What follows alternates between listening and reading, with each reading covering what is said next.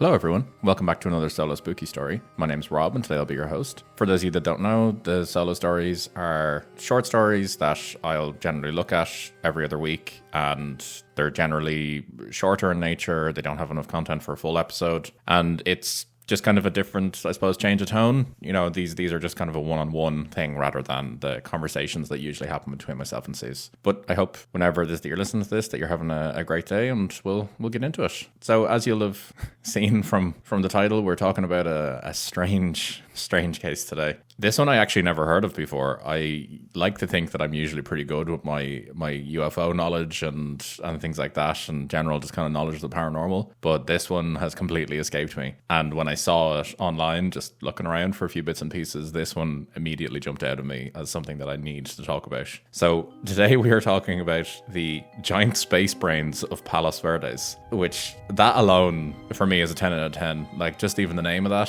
phenomenal. Like, we are talking about literal giant space brains. Immediately I think of something just basically straight out of like Futurama. It's just that kind of image in my head of just giant brains. So when I saw this looking online, it caught my eye, to say the least. So I was definitely intrigued, and this story does not disappoint at all. So it's definitely worth looking into.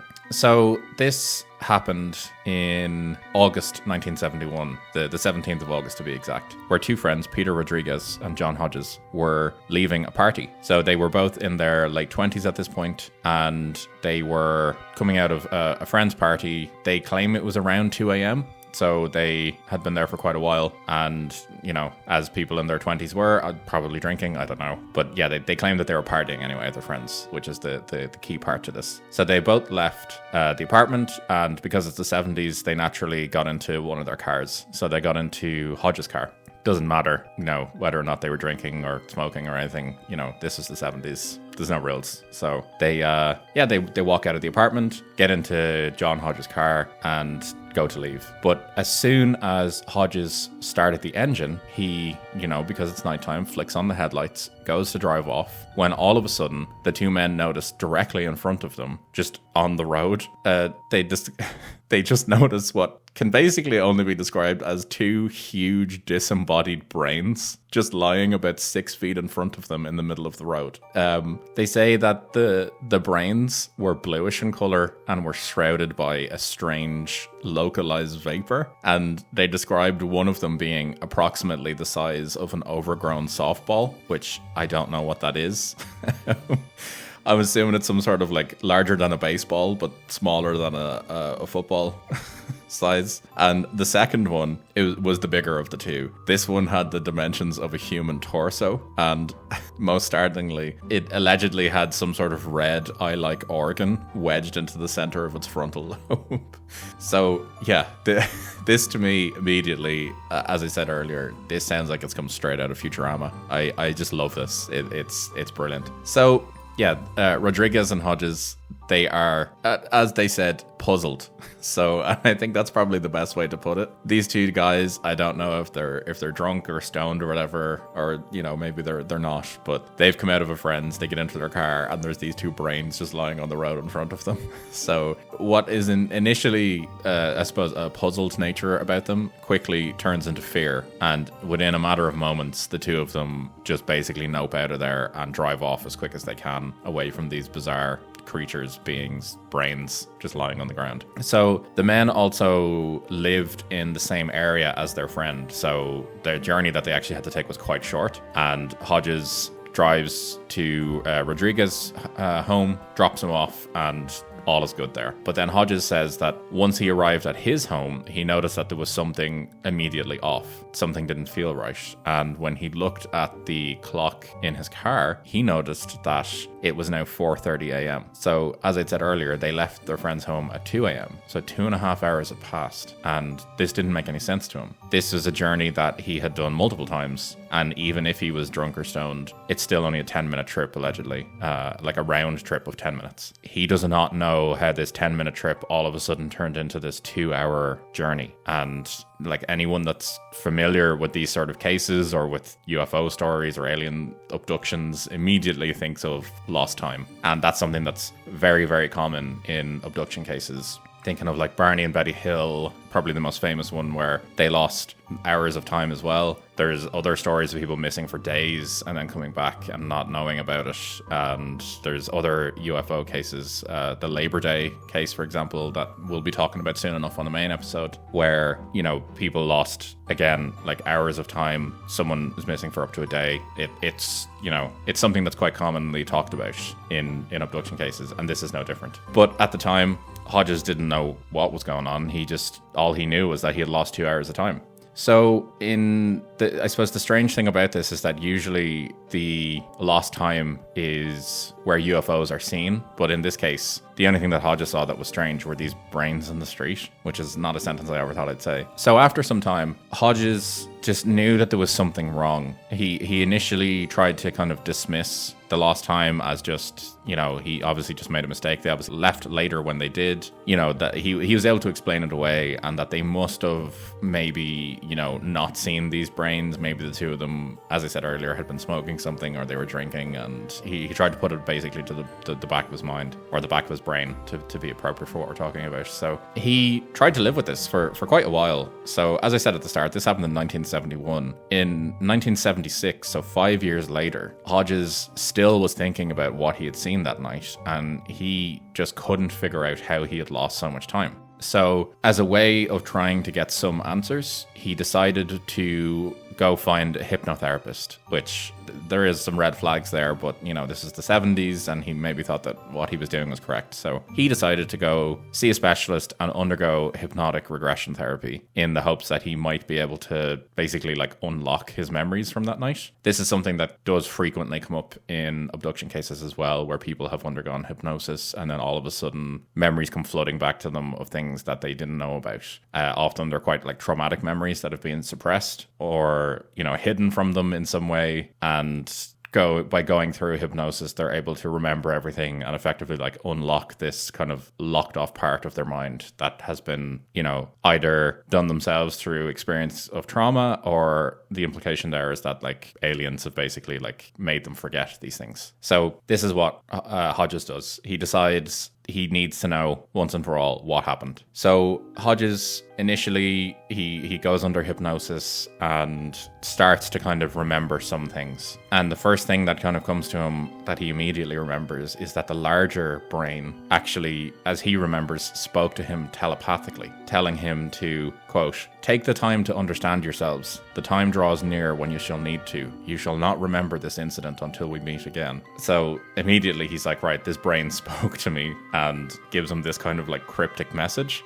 which is just bizarre. Like this brain is just communicating with him telepathically, saying also, which is quite sinister, "We are going to meet again," which, yeah, I don't know about that. So this is what Hodges initially recounts, and as the session goes on, he begins to remember more things. So he remembers that he dropped his friend Rodriguez off, and there was no incident there. He dropped him off, he went into his home, all was good. So upon his arrival, though, back at his own house, this is when the issue started to happen. So he got to his home and remembered that the two brains were actually waiting outside his house. And it was at this point that he lost consciousness, basically, and that the next thing he remembers then, through hypnosis, was waking up in what he referred to as a, quote, control room. So he says that the control room was lined with computer consoles all over the place, screens, usual kind of, I suppose, like sci-fi tropes from the 70s. And he says that the brain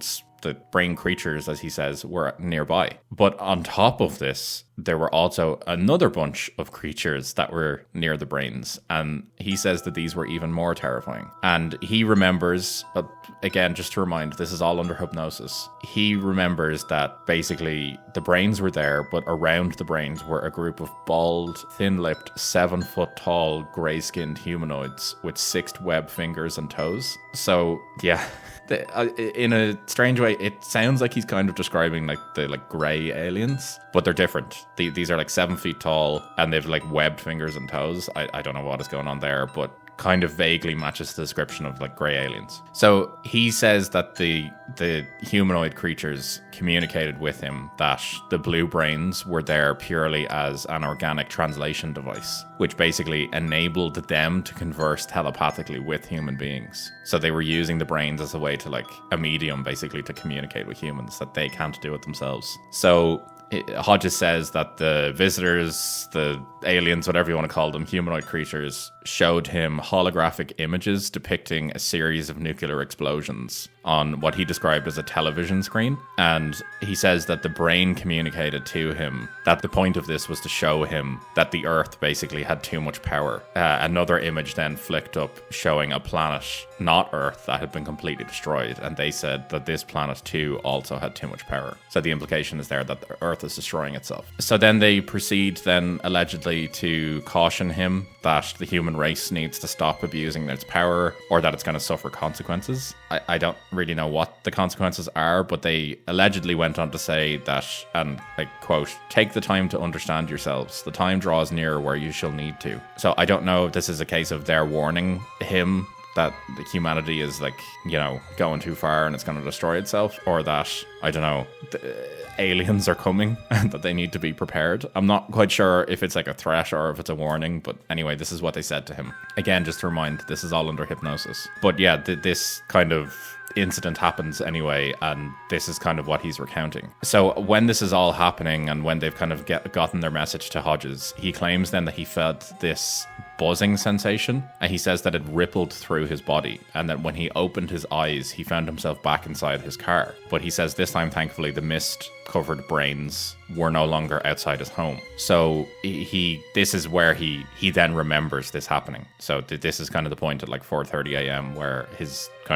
own memories are back and he doesn't need the hypnosis. So not long after this hypnosis, Hodges obviously got in touch with Rodriguez, who he said that he had no involvement at all with the abduction, but he did remember seeing the brains. And the hypnosis therapist, I believe, or maybe a doctor or something, asked Hodges and Rodriguez to draw pictures of the blue brains. So Hodges drew the larger brain with the red eye that I mentioned earlier, and Rodriguez actually drew the smaller one. Hodges decided, I think he was maybe trying to make sense of everything that happened, and he felt that he never was actually transported to this control room. He thinks that it might have been some sort of like holographic projection put into his mind, and that he was always in his car.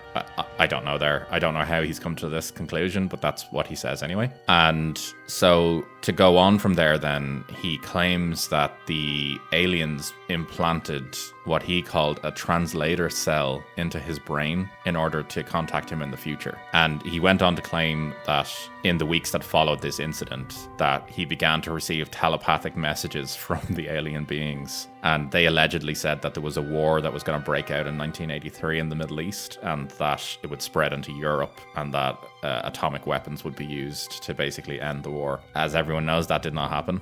But yeah, they predicted that this would happen, and that ultimately, had it happened, that the aliens would have come down and made contact with Earth, basically showing them the error of their ways or something. But as we all know, no nuclear war happened in 1983. So we don't know. I don't know if Hodges is implying that the aliens prevented it or what, but that's what he says they told him anyway.